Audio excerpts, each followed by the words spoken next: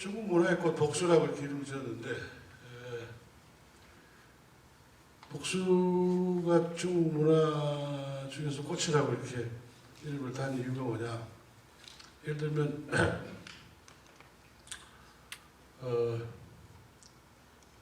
문화에 DNA가 있다고 칩시다. DNA가 있어서 그게 형질처럼 이렇게 쭉 대물리면서 쭉 날아가는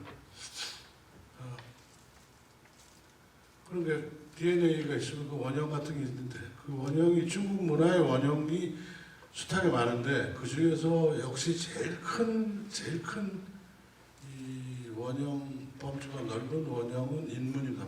문화. 서양 말로 컬처라고 얘기하면 되는데 중국 말로는 원래 인문이라고 하는 게 맞죠. 그래서 인문이 세인데 예를 들면 중국이 이제 지금 인구가 많고 그다음에 땅이 넓고 그다음에 역사가 길고 그래서 이 세 가지를 가지고 이제 중국을 가장 이제 친근하게 표상하는데 거기서 그게 이제 런코 또 그다음에 띠다 그다음에 리스 찬에서 역사 길고 그래서 그 세 가지가 실은 한계인데 그게 하나로 되게 하는 가운데서 잡아주는 게 바로 인문입니다. 그래서 중국이라는 나라가 마치 큰 코끼리 같다면 장님이 코끼리 만지면 코끼리 만지면 어딜 만져야 돼요? 장님이 코끼리 더듬으면 어딜 잡아서 코끼리라고? 코가 기니까 코를 잡아야죠. 코끼리의 본령을 잡으려면 본색을 잡으려면 코를 잡아야죠. 서양말로는 엘리펀트라는 말이 어원은 상하입니다. 서양은 상하를 이익을 취하는 거죠. 중국은 서양과는 굉장히 많이 다른 코드를 지니고 있는 나라입니다. 나라인데 그 중에서 문화 가운데서도 복수라고 하는 코드를 문화 코드를 가지고 있다 하는 거를 조시구화를 통해서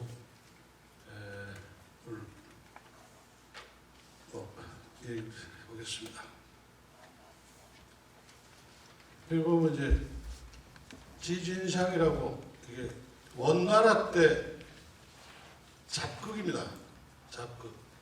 잡극이라는 게 뭐냐? 좀 이따 설명드리고 여기 원나라 때 처음으로 얘기가 대중들한테 이제 극으로 회자되기 시작했어요. 근데 이 원나라 때 이렇게 된 게 원나라 같으면 지금부터 1200년대 그 무렵이니까 지금부터 몇 년 전입니까? 약 900년 전? 800~900년 전 그 무렵쯤입니다.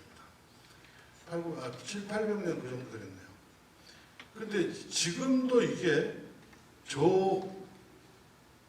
조극이라고 이 조극이 지금 광동 쪽입니다. 광동하고 복건하고 겹쳐 있는데 거기서도 지금 그 레파토리로 이게 이제 공연이 되고 있고 정극, 북경, 베이징,北京 오페라에도 경연되고 월극은 이제 항주 소흥 일대가 이제 거기서 그 다음에 예극이라고 이게 이제 하남성 일대 그 지방극 이름입니다.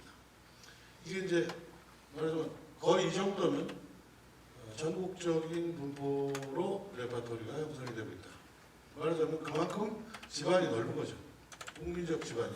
그래서 이 밖에 딴 데서도 뭐 진극이고 원래 이제 여기 산서 얘기, 산서에서도 그게 계속 있습니다. 그러니까 말하자면 중국인들한테 굉장히 공감대가 넓게 형성되어 있는 레파토리로 자리를 확실하게 잡았다.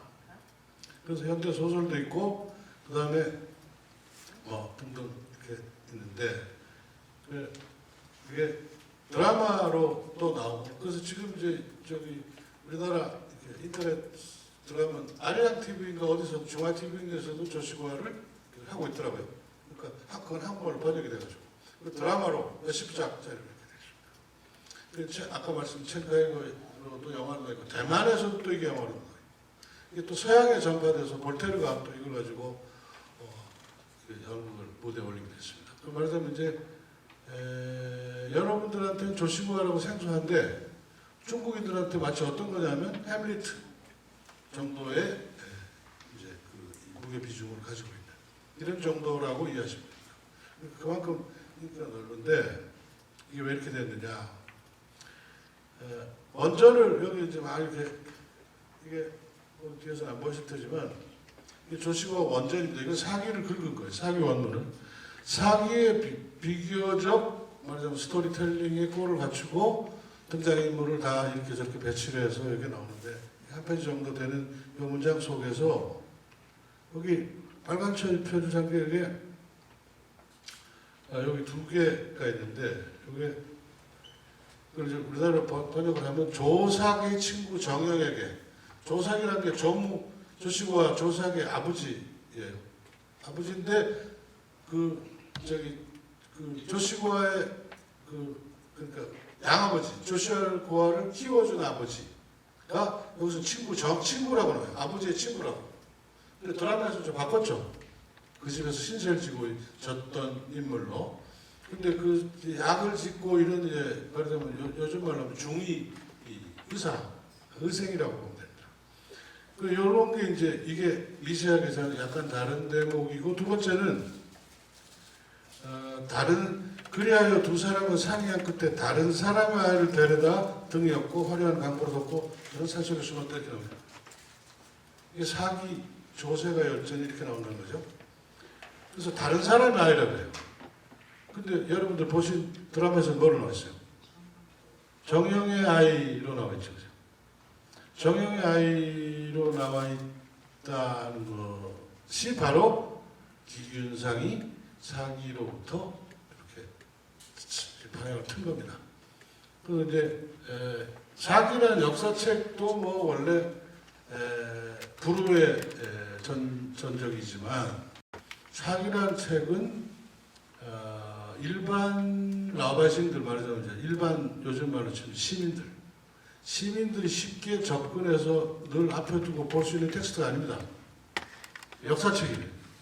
근데 이게 이제 원나라 때 기균상이라는 극작가가 이걸 극으로 만들어서 무대에 올린 그렇게 되면서 이제 일반 백성들이 가서 그걸 보고 울고 할 수 있었던 거죠. 그러면서 이제 그 기균상이 거기에서 원래 있던 그 이 내용으로부터 약간 틀었습니다. 근데 그 틈 정도가 예를 들면 이제 역사가 있고 원전으로서 역사가 있고 또 그 이전에 원래 사건이 있었죠. 실제로 있었던 사건이 그 역사라고 하는 텍스트 속에 들어갔고 사기라는 텍스트 속에 추출한 텍스트 속에 들어갔고 그게 다시 드라마타이즈 된 거죠. 드라마타이즈 되면서 굉장히 많이 이제 변모를 거듭습니다. 스토리가. 근데 다른 사람의 아이라고 원전이 이렇게 하는데 기균상은 정영의 아이라고 이렇게 바꿨어요. 그래서 여러분들 이제 햄릿을 이제 이 중에서 여러분 대충 한번 읽어보셨을 거예요. 근데 집에 가서 다시 한번 햄릿 그 드라마를 유튜브 같은 다운 받아보시면서 대조를 한번 해보세요. 대조를 하노라면 햄릿하고 이 기균상의 조시구와라는 작품은 어디가 더 말하자면 인물 성격 배치들을 효율적으로 해놨는가. 여기는 어제 제가 그러니까 4일날 드라마를 미리 오늘 강연에서 미리 보러 가는데 중간에 인터뷰쇼 쉴 때 이제 저기 화장실 가려고 갔더니 같이 엘리베이터 탔던 어떤 젊은 여성분이 집에 전화를 하면서 아마 남편한테 전화하는 것 같아. 막 죽여. 막 계속 죽여. 그러면서 이렇게 그러더라고요. 그래서 맞다, 이거 죽인다. 그래서 조시구와 하나를 나중에 살려내려고 얼마나 많이 죽인. 그래서 이걸 햄릿에서 죽인 인구하고 한번 대비해보세요. 근데 거기서 많이 한골도 죽고 그다음에 조삭도 죽고 조시구 어머니도 죽고 엄마도 죽고 다 죽지만 그 중에서 제일 내가 조시구라면 가장 잊혀지지 않는 죽음이라고 하면 누구의 죽음일까요? 자기 대신 죽어준 누구? 애기. 정영이 아이. 그렇겠죠? 그 아이가 그러니까 그걸 만약 제가 연출했다면 그 아이를 이 조시구아가 이렇게 말하자면 잊지 못하는 것을 한 장면을 집어넣었을 텐데 그래서 근데 그거는 지금 첸카이거 영화도 굉장히 잘 만들었는데 첸카이거 영화에서는 좀 묘하게 설정이 돼요. 그러니까 도안고하고 조시고하고 굉장히 말하자면 이제 친한 관계가 됩니다. 나중에 원수인데 친한 관계가 되는 거예요. 같은 아버지 햄릿도 같이 양부가 되는데 그래서 엄마의 부정이 있고 그 다음에 실제로 아버지인 줄 알았더니 아버지가 실은 아버지를 죽인 이런 관계니까 굉장히 드라마틱하죠. 모순 갈등이 굉장히 말하자면 완전히 대치. 근데 자기 아버지인 줄 알았는데 자기 원수였다 이렇게 되는 거예요. 그죠? 근데 그건 똑같은데 그런 설정은 똑같은데 대신 죽어진 인물이 정영의 아들이라는 인물을 끼어넣어서 갈등이 훨씬 실감나는 식으로 인물 배치가 이루어진 거죠. 그래서 이제 이 작품을 보고 볼테르나 이런 서양의 극작하는 극을 다루는 사람들이 아마 이제 매료돼서 조시고아라는 게 1700년대 이렇게 서양에 전파되는데 그때 뭐 서양의 프랑스에서는 중국 바람이 불고 있었어요. 중국 바람이 불고 있었지만 이걸 연극에 올릴 정도로 그렇게 됐다는 것은 햄릿하고 견주어도 손색이 없거나 혹은 더 센 바다라고 얘기할 수 있는. 그리고 실제로 관한 그 연나라 잡극의 대중성은 셰익스피어 당시에 17세기 초 16세기 말에 런던이라는 극장 규모하고 그 다음에 13세기 이 무렵 14세기 이 무렵의 원나라의 수도인 지금 북경이죠. 북경시의 잡극의 시장 그 관중 관객 그다음 극장 규모가 3배 안 됐습니다. 그러니까 예를 들면 그때 북경 원나라 도읍인 북경의 인구가 정확하게 얼마인지는 좀 조사를 해봐야 되겠지만 원나라가 중국을 송나라를 멸망시켰는데 송나라의 남송 그러니까 지금 이제 항주가 그때 남송의 도읍이었는데 1300년대 항주에 누가 왔습니까? 마르코 폴로가 왔어요. 마르코 폴로가 와서 여긴 정말 없는 게 없네. 그래서 하늘에는 천당이고 이제 땅 위에는 이제 소주 항주가 있다. 그렇게 아름답다. 그래서 특히 소주 항주는 이렇게 다리가 쭉 있으면 다리 밑으로 뭐가 다녀요. 곤돌라가 다니죠. 그게 자기네 동네 베니스하고 풍경이 똑같아서 이제 동방의 베니스다라는 말을 항주 소주를 그렇게 비견했는데 그때 항주 인구가 얼마였냐? 일설에 의하면 220만이었어요. 1300년대. 1300년대 초에. 그때 베니스 인구는 얼마였겠어요? 베니스라는 도시. 베니스가 그때 세계에서 제일 선진적인 상업 무역항이었습니다. 그때 베니스 인구 5만이었어요.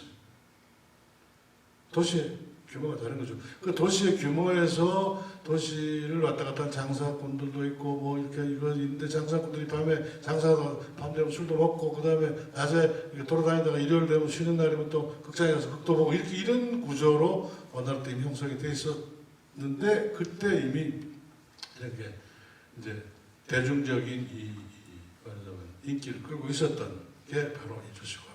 근데 이 조시고아라는 게 왜 이렇게 대중적인 인기를 끌게 되었는가라는 게 왜 원나라 잡극의 레파토리를 쌓게 되었는가? 글자 잘 안 보시겠는데 여기 보면 보이시는지 모르지만 글자가 너무 작게 이게 송태조라고 조광윤입니다. 조광윤인데 이게 조씨예요. 송나라를 원나라한테 망한 거죠. 원나라한테 망했는데 조시고아가 만약 김시고아나 박시고아였다. 박씨는 중국에 성이 없으니까 무슨 중국 성 안에 이시고아다. 이랬으면 이 작품은 절대로 저기 안 됐어요. 드라마타이즈가 안 됐습니다. 왜? 조시고아기 때문에. 왜 조시고아란 원나라한테 망한 송나라를 기리기 위해서 성이 겹쳐지는 조씨를 기균상이 딱 챙긴 겁니다. 그래서 이제 말하자면 원나라한테 망했다라는 포인트를 조씨라는 여기에 집 포인트를 맞췄는데 원전이 가지고 있는 이 구성 줄거리들이 드라마타이즈하게 아주 하기에 굉장히 좋은 걸로 뭐다? 바로 복수. 인간이 이제 제일 감정 중에서 제일 뭐라고 느낌으로 자기 마음을 풀 수 있는 것 중에 하나가 복수입니다. 예를 들면 저 캐릭터도 제가 이제 노신전공인데 노신이 복수의 달인이라고 해요. 본인이. 그리고 노신이 어디 출신이냐면 소홍 출신인데 소홍이 옛날에 저 월나라입니다. 근데 월나라하고 오나라는 고사가 있습니다. 뭔가요? 오월 동주. 그렇죠? 오월 동주라는 말은 뭐예요? 오나라하고 월나라가 사이가 아주 안 좋은데 그 사람들이 한 배에 탔다. 그래서 도망칠 데가 없어요. 그런데 5월 동주가 되는데 둘이 싸움을 붙으려고 하는데 뭐가 어떻게 봐요? 저쪽에 바람이 불어요. 풍랑이니까 싸울 수가 없게 된 거지. 그래서 5월 동주가 이제 그렇게 5월 동주의 모습이 이렇게 했는데 우리나라 마치 호남, 영남이 서로 사이가 안 좋죠. 그것처럼 중국에서도 오나라, 월나라가 사이가 안 좋습니다. 그게 이제 그 원전 기원으로 올라가면 누가 있냐? 바로 와신상담이라는 고사성어가 있는데 와신상담이 오왕합녀, 그 다음에 오왕합녀하고 오랑부천하고 싸우다가 오왕합녀가 오랑부천한테 당해서 이렇게 칼 잘못 맞고 뭐 다리를 다쳤다가 골마가지고 죽어요. 죽으니까 오왕합녀의 아들이 부차한테 죽기 전에 너는 이 아버의 죽음을 잊겠느냐? 라고 물으니까 잊을 수 없습니다. 안 잊겠습니다. 안 잊겠습니다. 이렇게 다짐을 하죠. 그래서 이제 복수를 하겠다고 이렇게 해서 오랑부천을 무찌릅니다. 이게요. 그래서 오랑부천 스토리 굉장히 복잡하고 그것도 이 얘기가 무지 많은데 말하자면 와신상담이라는 그 고사성 4글자짜리 하나가 중국에서 50부작인가 하는 드라마가 나왔어요. 스토리 굉장히 많아요. 근데 그 와신상담을 이렇게 한 그게 맞아 그 월나라 사람들은 쭉 전승되어 온 거고 그 월나라 사람들은 꼭 뭘 하냐 자기가 한번 당하면 안 잊고 꼭 갚는다. 그래서 그게 누구한테 월나라 출신, 소홍 출신 노신한테도 내려와서 나도 꼭 그래서 노신의 문학 세계가 거의 복수 갚는 얘기입니다. 복수를 갚고 꼭 그래서 예를 들면 이제 노신의 명구 중에 이런 게 있는데 물에 빠진 개도 두들겨 패라 이런 문구가 있어요. 물에 빠진 개를. 물에 빠진 개를 두들겨 패라라는 말은 뭐냐. 개가 자기를 물었는데 자기가 이렇게 어떻게 하다가 개를 밀쳐서 개가 물에 빠졌어요. 그 개가 물에 빠졌으면 개를 보통 불쌍하니까 구해줘야 되는 거 아니에요. 그죠? 구해줘야 되는데 구해줘서 기어 나오면 그 개가 자기를 다시 또 온다. 그래서 개 물에 빠진 개도 두들겨 패라 라고 하는 그런 이제 그 노신이 남긴 구절들이 바로 노신의 문학적 뭐랄까 그 성격을 한마디로 표상하는 거라고 할 수 있죠. 근데 이 레파토로 자리 잡게 된 게 아까처럼 조씨라고 하는 것 기타 등등 뭐 이런 사정들이 있는데 조씨가 송왕조의 연관이 있는데 그러면 이게 중국이라는 나라로 왔을 때 어떻게 되는 거냐?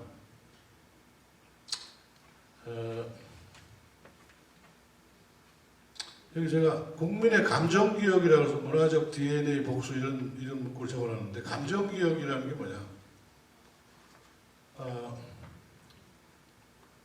복수를 한다.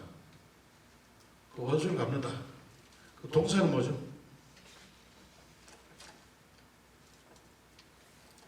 동사는 갚는 거죠.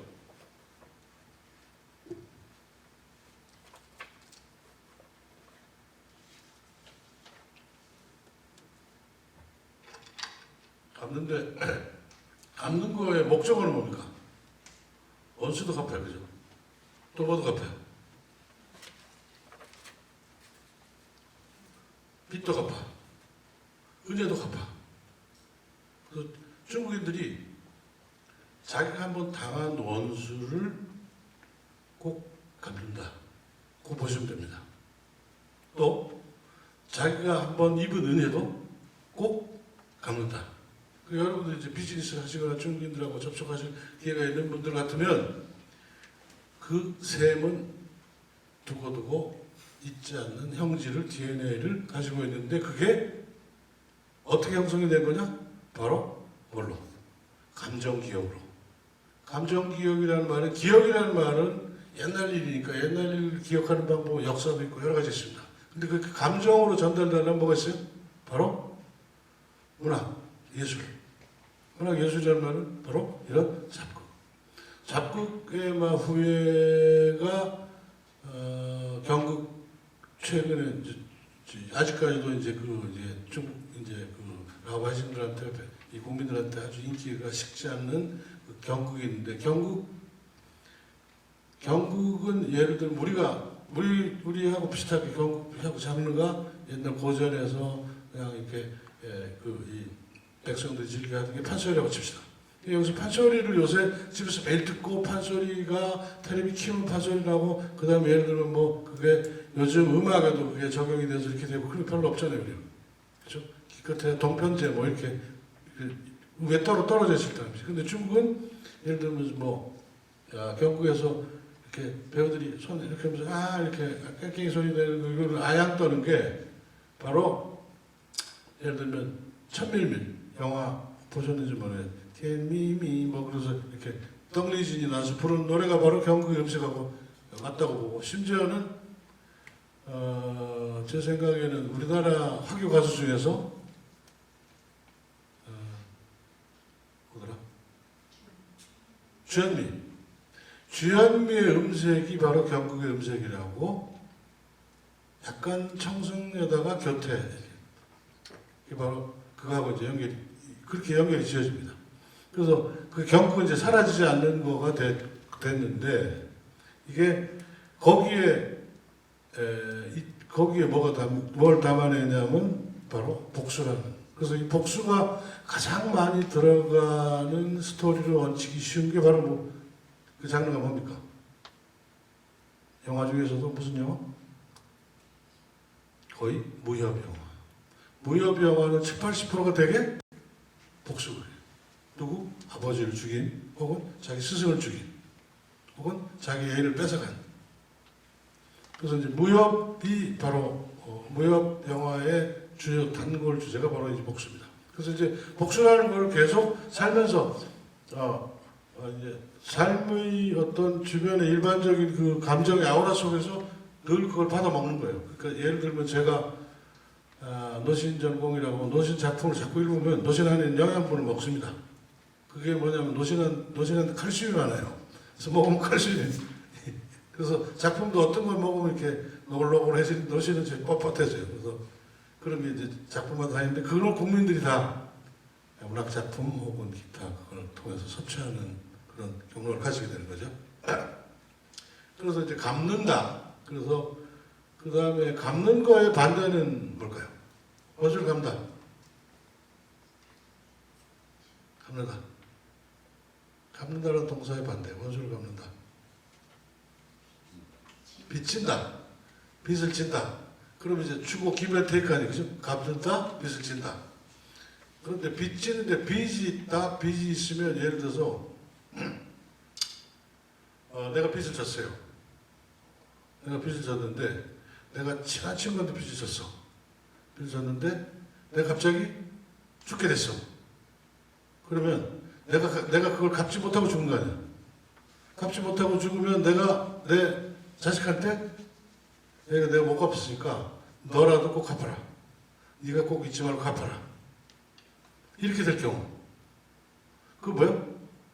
유업이 되는 거죠. 내가 아버지가 돈이 많아서 그 돈을 자식한테 물려고 유산인데 아버지가 내가 빚을 지고 있다면 그 빚을 자식한테 물려주면 유업이 되는 거예요. 근데 그게 저 사람한테 네가 빚졌으니까 내가 돈을 꿔줬으니까 저 사람한테 돈을 꼭 받아야 돼 라고 하면 그것도 뭐예요? 채권을 유전시키는 거죠. 그죠? 그러면 저 사람한테 옛날에 내가 당했으니까 모욕을 당했으니까 네가 어떻게 나를 위해서 이걸 갚아다오. 그렇게 하는 것이 줄줄이 이렇게 쭉 이어져 유전되는 거예요. 그런데 그 유전할 뿐만 아니라 자식 입장에서는 혹시 아버지를 죽이고 했다면, 아버지 죽이거나 내 어머니를, 내 누이를 욕을 보였다면 자식, 동생 입장에서 어떻게 했어요? 그러면 상대방하고 나하고 내가 그걸 갚는 게 맞은가요? 안 그러면 상대방이 야 그때 내가 굉장히 잘못했으니까 좀 봐줘라, 화해하자. 그럼 어떻게 하겠어요? 여러분들 같으시면 화해를 할 대상이 있고, 그 다음에 상대방 화해를 하려면 뭐예요? 내가 용서한다는 거죠, 그죠? 용서가 전제가 되고, 용서가 전제가 되려면 상대방이 내가 잘못했어라는 얘기 안 하는데 용서해? 그건 말이 안 되죠. 내가 무슨 전제가 상대방이 깊이 자신의 죄과를 뉘우치고 그걸 이제 용서를 빌고 구할 때 또 겨우 용서해 줄까 말까 한 게 인지상정일 거예요. 그죠? 그럼 이제 어떻게 되나? 빚도 이런 게 대물림하는 것은 대단히 이상한 게 아니다. 자연스러운 거다. 그런 게 지금, 그런데 어디 그런 게 이제 지금 이 조씨가 고아라는 연구를 보면서 어디서 연출이 되고 있느냐?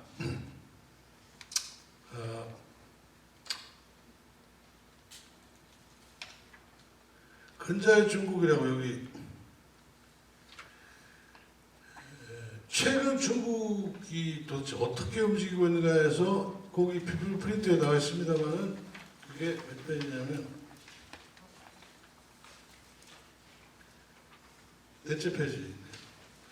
넷째 페이지에 잘 어두스랑 보실 텐데 첫 번째 보면 전승절이라고 며칠 전에 9월 3일에 어쩌고저쩌고 한 두어 달 전에 박근혜 대통령이 국경 천안문 관계에서 이렇게 쫙 해서 이렇게 뭐 반기문 총장하고 그 다음에 시진핑하고 이렇게 쫙 해서 손들고 그랬잖아요. 그죠? 신문에 막 났죠. 그 전승절이라는 게 뭐예요? 누구한테 얘기해요? 중국이 반파시즘 해서 뭐 이렇게 전 세계적으로 치면 유럽에서 독일한테 얘기했지만 이쪽에서 누구한테 얘기한 거예요? 일본한테 얘기했죠. 근데 일본은 이게 이제 전부 다 뭐 70주년이에요. 무슨 70주년? 일본으로서는 종전, 우리는 뭐라고 하고 해방이라고 하고 광복이라고 하고, 그 다음에 중국에서는 전승이라고 해요. 전승. 우리가 이겼다. 왜? 자기네들 직접 이제 일본 애들이랑 싸워서 총을 쏘고 이제 그쪽 쫓아냈으니까. 우리는 이제 무장투쟁을 중국에서 했지만 한반도에서 못했으니까. 그런데 이번은 작년은 어떠한가?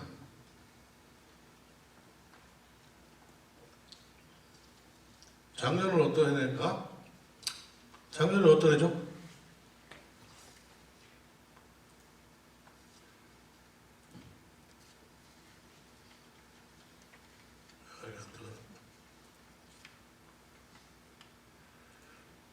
작년에 여기 잘 보시면 JW120이라고 적혀 있습니다. 웹페이지로 잘 들어가지질 않는데 JW가 뭐의 약자냐? 좌우는 뭐냐? 갑오예요, 갑오. 갑오는 뭐냐? 갑오 120주년이라는 겁니다. 갑오 120주년이라는 건 무슨 얘기인가요? 그리고 올해는 이제 2차 대전 종전 70주년이라면 작년에는 갑오 120주년이라는. 갑오는 왜? 갑오 전쟁. 갑오 전쟁은 우리나라 말로 하면 무슨 전쟁? 청일 전쟁. 청일 전쟁은 언제 벌어졌냐? 1894년에 벌어졌습니다. 1894년에 벌어졌으니까 지금부터 몇 주년 전이냐면 120주년이니까 120주년 같으면 60주년이 두 개죠. 환갑 두 번 지난 거예요. 환갑 두 번 지났는데 청일전쟁 때 무슨 일이 있었어요? 청일전쟁 때 우선 한반도에서 갑오 농민 봉기가 전봉주 일어났어요. 그러니까 조선조의 무능 어쩌고저쩌고 해서 이제 상민들이 일어나니까 그걸 한국에 살고 있는 일본인들을 보호한다는 핑계를 대고 누가 왔어요? 일본이 군대를 보냈죠. 중국도 그래도 한국은 아직도 우리의 속국인데 니들이 군대를 보내? 그래서 우리도 그럼 보호할게. 청나라 상인들 보호할게. 그래서 보냈다가 지들끼리 바로 인천 앞바다 근처에 싸움 붙었어요. 싸움 붙었는데 어떻게 됐어요? 갑오 농민전쟁은 진압을 하고 일본군이 주로 와서 누가 이겼어요? 일본 애들이 이겼죠. 일본 애들이 이겼는데 일본이 이겼다라는 말은 그래서 이제 그때 중국은 이제 1840년 아편전쟁을 근대의 기점으로 삼아요. 역사에서. 근데 기점으로 삼는데 아편전쟁은 어떤 전쟁입니까? 영국하고 중국하고 싸움하는데 영국이 자기네 무역 적자를 메우려고 인도에서 아편을 길러가지고 중국 사람들한테 아편 먹어. 그랬더니 임칙서가 안 돼, 우리 못 먹겠어. 그러니까 먹어. 그래서 안 먹어. 그래가지고 한 거예요. 대포 쏜 거예요. 그러니까 네, 지금 이제 여기서 이창호, 내가 영국이고 이창호가 중국이에요. 야, 앞에 먹어. 이창호 싫어. 근데 안 먹어. 꽉 쏜 거예요. 말이 안 되는 거죠. 말이 성립이 안 되죠. 요즘에 이 질서, 국제법적. 근데 그걸 영국이 했어요. 그래서 며칠 전에 영국의 카메론 총리하고 시진핑하고 만나서 중국이 뭘 했어요? 야, 우리 알아서 돈 꿔줄게. 얹어줄게. 너희들 잘해줄게. 뭐 다 해줄게. 세상이 뒤집어진 거죠. 그죠? 근데 영국은 아직도 중국, 그래서 아편전쟁에 져서 홍콩 넘겨준 땅이 어디예요? 바로 홍콩이죠. 그걸 1997년에 이제 등소평이 돼봤고. 근데 영국한테 졌을 때는 중국 사람들한테는 야, 우리가 졌긴 졌나 보다. 왜? 대포하고 그 다음에 큰 배. 그래서 중국 배들, 목선들이 영국의 철선들한테 수백 척이 한 척, 두어 척한테 꼼짝도 못하고 두 손 두 발 다 들었는데, 그래서 자기들이 이제 패배라고 하는 것을 굉장히 당연하고 자연스럽게 받아들였는데, 일본의 경우는 어땠어요? 일본한테 지다니, 일본이라는 나라는 도대체 어떤 나라예요? 뭐라고 불러요, 우리가? 옛날에 뭐라고 불렀어요? 왜라고 불렀어요? 왜? 왜냐면 싹 다 아니에요. 그래서 섬나라. 이거한테 우리가 지단이라고 하는 걸 그거 하면서 뭐예요? 그때는 처음에 아편전쟁 때 졌을 때는 당연하고 자연스럽게 받은 그런가 보다 지식분자들도 따라서 우리가 잘못했으니까 우리가 과학기술을 서양한테 배워야 돼. 이랬는데 일본한테 청일전쟁 때 지면서는 뭘 어떻게 됐어요? 야, 이제 드디어 우리가 맛이 갔구나. 망하는구나. 그래서 중화의식의 위기. 중국이 이제 끝장났구나. 끝판났구나. 그러면서 그게 이제 1894년 때 중국이 이제 드디어 진짜로 망하는구나라고 하는 것을 자각하게 해요. 그 1894년을 전후해서 그걸 자각한 세대가 일으킨 운동이 뭐냐? 그게 바로 오사운동이에요. 거기에 1894년 세대가 모택동, 호적, 양수명 다. 그러니까 1894, 1893, 92. 그런데 그 청일전쟁 때 졌던 그 일본한테 이게 이제 중국이 졌다라는 사건은 예컨대 제가 이제 재직하고 있는 연세대학교라는 공간에 이렇게 연세대학교 기초공사라는 이 분들이 있어요. 기초공사라는 분들이 예를 들어 외솔 최현대, 무슨 미당 정인복, 백남원, 백락준 이런 이제 이런 양반들이 몇 년생이냐? 1893, 92, 1894년생이에요. 그러니까 누구랑 동기냐면 중국 모택동이랑 동기야. 모택동, 호적 이런 그러니까 요즘에 중국 학자, 일본 학자들 네트워크에서 교류하면서 술도 먹고 밥도 먹고 뭐 그러니까 서로 그런 사이 옛날 같으면. 근데 그런 게 바로 우리한테도 모종의 뭔가 일본한테 대국이 지다니라는 경각심을 주었을 수도 있겠다. 이것은 제 개인적인 연구 주제 중에 하나인데 이 사람들 청일 전쟁을 어떻게 받았는데 일기나 이런 걸 더 뒤져봐야 되겠다고 생각했는데 이제 이리저리 차이를 밀고 있습니다. 어쨌든 그래서 1894년이 그렇게 된 거를 여기 지금 안 열리는데 집에 가서 이걸 수고스럽지만 한번 들어가 보세요. 중국인들이 갑오 전쟁을 어떻게 기리는가를. 그때 우리가 무슨 배를 가지고 어떻게 싸웠는데 어떻게 해서 뭐 어떻게 좋고 뭐 서상하게 전투력이 쫙 나와요. 쫙 나오고 우리가 우리가 그때 이랬었다라는 부끄러운 치부들을 다 어떻게 해요? 다 고스란히 다르게. 인터넷으로 올라가서 그런 걸 이제 하는 걸 전부 다 역사화하고 그 다음에 또 텔레비에서 꼭 다큐멘터리로 하고 일단 아편전쟁이다. 그러면 아편전쟁이 이제 홍콩 반환에서 1842년인데 중국에서 1992년에 아편전쟁 홍콩 활용 150주년대 아편전쟁이라는 영화를 만듭니다. 자기네들의 부끄러운 역사인데 영화를 만들어요. 왜? 뭐하고? 그런 걸 뭐라 그래? 수치를 잊지 말자.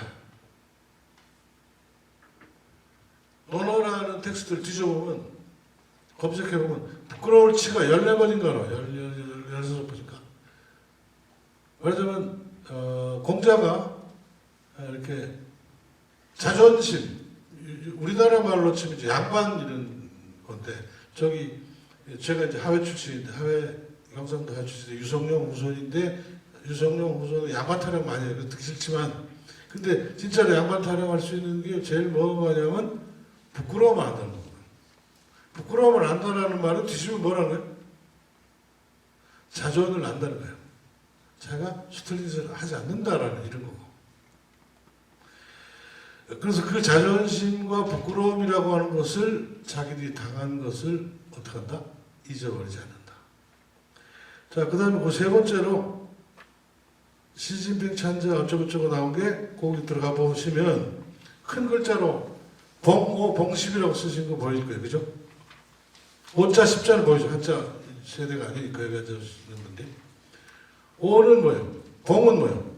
만날 봉이야. 만난다면 뭘 만나? 5주년 되는 애. 10자는 10주년 되는 애. 무슨 5주년, 무슨 10주년이냐? 그거는 그 다음에 보면 4번을 보면 중국 국시일이라고 있어요. 우리나라 국시일은 몇 월 며칠이죠? 네, 8월 29일. 자, 저렇게 얘기하시는 분이 이렇게 정말 이참 알고 있었어.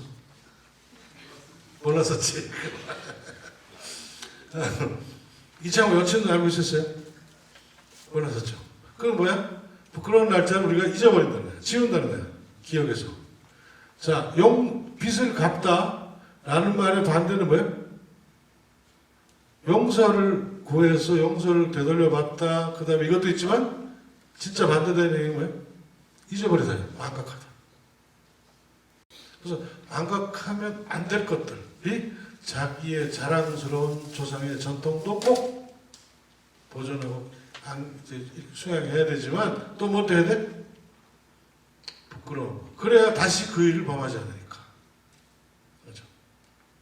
그래서 역사라는 게 그 두 개를 잘 균형 있게 기리고 그 다음에 부끄러움을 간직하고 다시는 그런 일을 범하지 않도록 평소에 방비한다. 그래서 유성룡이 징비록을 썼는데 징비록이 뭐냐? 임진왜란때 말하자면 일본 애들한테 깨진 거예요.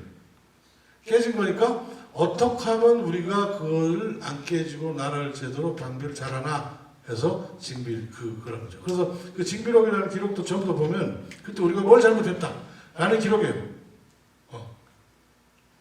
그러니까 우리가 뭘 잘했다라는 기록이 임진왜란 쓰고 나서 쓸 수가 없는 거죠. 우리가 대처 잘못했으니까. 그런데 여기 국치일이 중국에서 국치일이 며칠이냐? 5월 19일. 그러니까 1919년 5월 19일 일본이 중국한테 21개조를 불평등 조약으로 21개조를 요구해요. 21가지 요구를 해요. 무슨 산동면 해놔라 뭘 해놔라 어쩌고저쩌고 무슨 광산 채굴권 줘라. 근데 원석이가 굴욕적으로 그걸 다 오케이해요. 그래서 거기서부터 발단이라는 게 바로 신청년 잡지들이 발간되고 이제 우리는 이제 이게 일본한테 이렇게 뜯겨 먹는구나. 그래서 그 중에 5월 19일 국치로 정하고, 그 다음에 그 후로 중국이 계속 빌빌거리니까 일본 애들이 만주를 먹으려고 만주삼을 일으켜요. 그게 9.18이에요. 9.18 만주, 9.18이 국치일이에요. 그 다음에 1931년 9월 18일. 그 다음에 만주가 안 되니까 중국 다 먹으려고 중일 전쟁을 벌여요. 그게 이제 1937년 7월 7일이에요. 7월 7일, 9월 18일, 5월 19일 이게 중국에서 정한 국치일이에요. 우리는 8월 29일. 일본한테 합방된 그날이 한 개인데 중국 국치일이 3개예요. 근데 이 국치일이 봉오봉십이라는 말은 뭐냐? 그 국치일 때는 5주년 되는 해, 10주년 때는 꼭 있지 않고 국치일 행사를 누가 하냐? 이게 가서 참석한다. 이건 누구냐? 국가? 예, 린다오가. 그리고 이건 뭐야? 뭐 하는 거야? 국가 주제로 우리가 부끄러움을 잊지 않고 이기는 거예요. 그래서 그게 봉오봉십이라면, 자, 5자, 이제 1915년이니까 5자, 뭐, 이제 올해, 이제 5월 19일 날 틀림없이 어디 가서 그런 걸 했다는 거예요. 그 다음에 31년에 또 5자, 그래서 끝자가 5자, 1자, 7자 들어가는 거 갖다가 5년, 7년만 하면 어떻게 돼요? 거의 매년, every other year, 매년 제사를 지내는 거예요. 제사를 지내는데 이게 주로 누구를 향해서 제사를 지내는 거냐? 안으로는 자유국민을 향해서 지내지만 밖으로는 누구는? 여기 관련된 당사국이 어디예요? 바로 일본이에요, 일본. 그러니까 일본에 대한 뭐야? 국민 감정, 기억을 뭐야? 늘 그냥 되살리고 있다고 그냥 봐도 되는 것이죠. 그게 왜 이렇게 됐냐? 최근에 왜? 생각별도 줘도 일본 애들이 야 이거 우리 거다. 그게 진짜로 누구네 건지를 역사적으로 규명하는 것은 역사적 학자들한테 백날 맡기면 소용이 없어요. 독도도 마찬가지고. 그게 지도에 누가 나왔다 뭐가 나왔다 이런 말고 그 진짜 중요한 건 누구냐? 국민 감정. 저게 우리 거다. 라는 게 훨씬 국민들 다가오는 거죠. 사료가 어떻게 국민들 신경 안 써요 별로. 진짜로 우리 거다라는 의식. 그 다음에 최근에 중일 간의 사이가 틀어지게 된 뒤에는 누가 있습니까? 중국에 대한 누구의 견제? 미국의 견제가 일본을 간접 이렇게 타고 들어가서 이렇게 된 거죠. 그렇다고 중국이 지금 현재 미국하고 야 한번 붙어볼래 이렇게 할 수는 없으니까 일본이 근데 이렇게 자꾸 끼어드는 것은 일본이 끼어서 이렇게 미국 뒤에 있다고 이렇게 되는 것은 한번 맛을 보여줘야지, 손을 봐줘야지 라고 하는 감정을 중국의 라오바이시, 일반 라오바이시들이 아마 100이면 90이면 가지고 있을 것이다. 그래서 이제 이런 게 결국은 지금 현재 옥신각신하는 그 신문을 보면 이제 그야말로 피로감을 느끼게 만드는 이런 사단들이 언제 진정으로 해결될 것이냐라는 문제는 무슨 얘기? 예컨대 그 다음 보시면 4년 77년 4년 77년이라는 말은 1937년 7월 7일 이는 7자가 3개 붙어 있죠.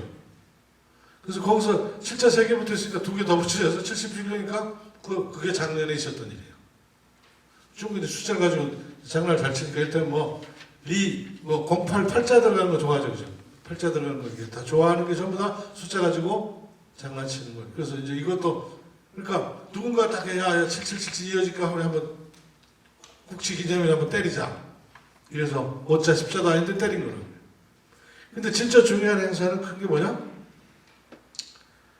8번에 보면 거기 이제 77 행사 때 대만 마영구 총통도 같이 대만에서 같은 행사를 같이 한다. 그러니까 국치 기념일 행사는 어떻게 해요? 대만하고 대륙하고 같이 해요. 대만도 오케이. 근데 오늘 저녁 때 신문 보니까 위안부 이건 북한에도 있는 건데 우리 같이 하자 이런 얘기. 그럼 위안부 남북이 같이 하고 그 다음에 중국 있고 이렇게 되면 그 다음에 저기 필리핀, 베트남, 월남 다 거기 다 동원됐으니까 그렇게 이제 연대를 해 들어갈 경우, 그럼 이제 국제 연대의 이 라인들이 일본이 이렇게 지금 이제 이렇게 하고 있는 것과는 이제 맞아, 이 쇠가 달라졌는데 그래도 일본이 미국 믿고 이제 꼼짝도 이렇게 머리발 내밀다면, 근데 그 중에서 제일 큰 게 뭐냐면 8번에 남경대학살, 요것도 언제냐? 1937년 12월 13일에 774번 나고 5개월 뒤에 이제 저기 북경도 쭉 내려서 남경까지 모은 거예요. 거기서 이제 남경 시민들을 그냥 이렇게 생으로 묻어 죽이고, 뭐 이렇게. 그게 30만이냐 아니냐 숫자가 과장됐다 가지고 일본 애들은 30만이 과장됐다. 그러니까 남경 학살은 부정한다. 이런 입장이고, 중국은 30만이다. 그래서 이제 서로 말하자면 이 졸렬하게 서로 그 논의들이 왜곡되고 있는 이런 모양새입니다. 그런데 그게 이제 진짜로 해결이 되고 해명이 되려면 언제? 과연? 이제 그때 숫자는 얼마이든 간에 진짜 우리가 진짜 그랬으니까 우리가 잘못했다 라고 얘기하는 것은 도대체 언제 가능할까? 이게 이제 말하자면 역사의 어떤 질문거리죠. 그 다음에 또 내기가 되기도 할 것 같아요. 언제 가면 일본 애들이 위안부 우리가 진짜 잘못했어. 그 위안부 이렇게 잘못했다고 선례를 남기고 있는 국가가 있어요. 누가 있죠? 독일. 그죠?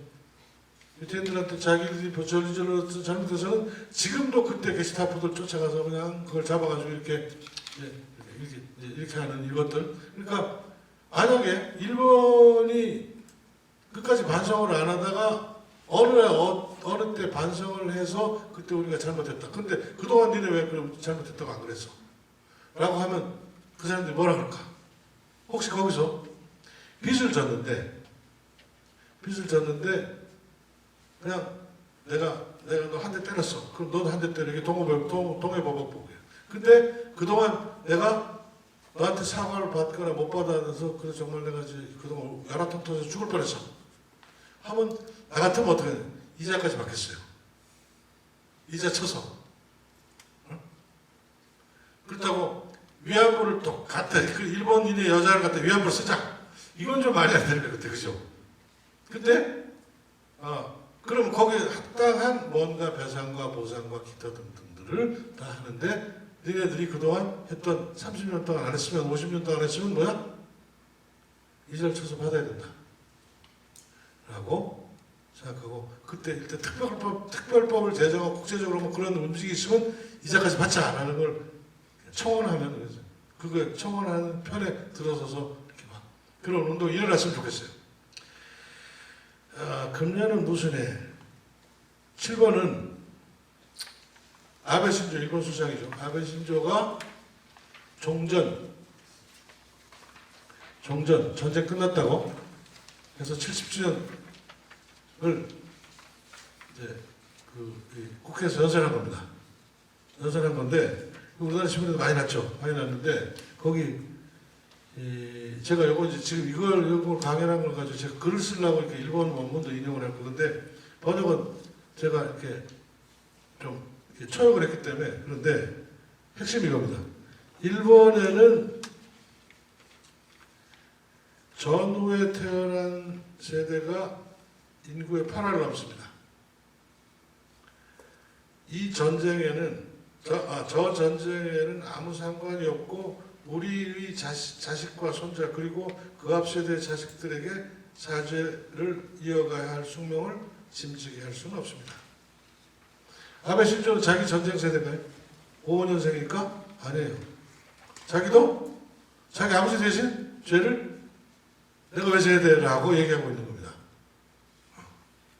그리고 이제 우리 밑에 세대들한테는 죄를 뒤집어쓰지 말아라 라는 얘기예요. 그리고 영국가 이제 문제가 됐어요. 근데 내가 이걸 딱 보면서 좀 그렇게 되기 힘들 거다. 아베 신조 미안하지만. 왜?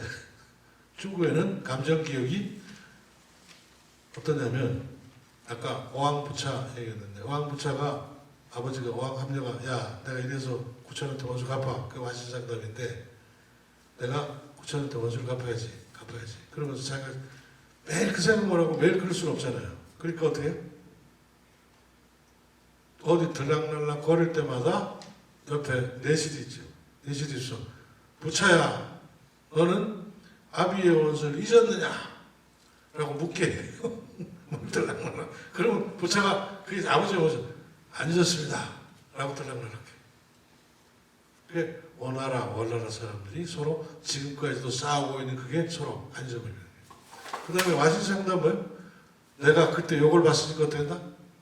잠자면서도 안 잊으려고 어떻게 해? 장작 섭해 자고 딴 데 있는데 안 자고 임금인데 그 다음에 하루 한 번씩 밥 먹을 때마다 쓸게 쓴 걸 핥아서 내가 잊지 않겠다 이렇게 되새기는 이런 짓을 했던 국민들이다.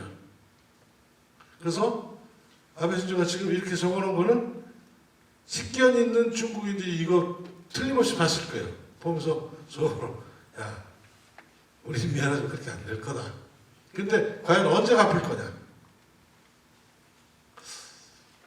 이건 이제 퀴즈예요. 미래에 대한 퀴즈인데 저는 아베 신조가 마지막 번에 종전 80년, 90년 나아가 100년을 향해 우리가 그러한 일본을 국민 여러분의 더불어 만들어가는 것이 우리의 결의입니다. 80년, 올해 70년이에요. 10년 뒤 80년, 20년 뒤 90년, 종전 100년. 종전 100년이면 2045년이에요. 2045년이면 세상이 어떻게 됐을까? 일본과 중국의 국부의 차. 2010년에 중국이 일본을 따돌렸어요. 2045년이면 중국이 시진핑이라는 이 국가 지도자가 내세운 국민에게 약속해서 내세운 시간표가 두 개 있습니다. 하나는 2021년, 하나는 2049년. 2021년은 중국 공산당 100주년이에요. 2049년은 중국 중화인민공화국 창립 100주년이에요. 그 21년부터 49년 사이에 49년이면 맥켄지 보고서 뭐고 전부 다 미국이 이걸 거다라고 예측하고 있고 그 다음에 미국인들도 대체로 워싱턴에서 한 70% 이상은 그래 미국이 먹을 거야, 중국이 먹을 거야라고 이제 되게 수긍하고 있고 근데 그렇게 됐을 때 미국이 먹었을 때 미국이 중국한테 야 지금처럼 이렇게 저 남태평양에서 이렇게 배 왔다리 갔다 하면서 미국이 이렇게 하는 걸 못하고 그렇게 되면 일본은 어떻게 될까요? 일본이 미국을 넘어섰는데 일본은 그렇다면 아베 신조는 지금 혹시 바둑 잘못한 거 아니냐? 세수 앞을 못 보거든. 그래서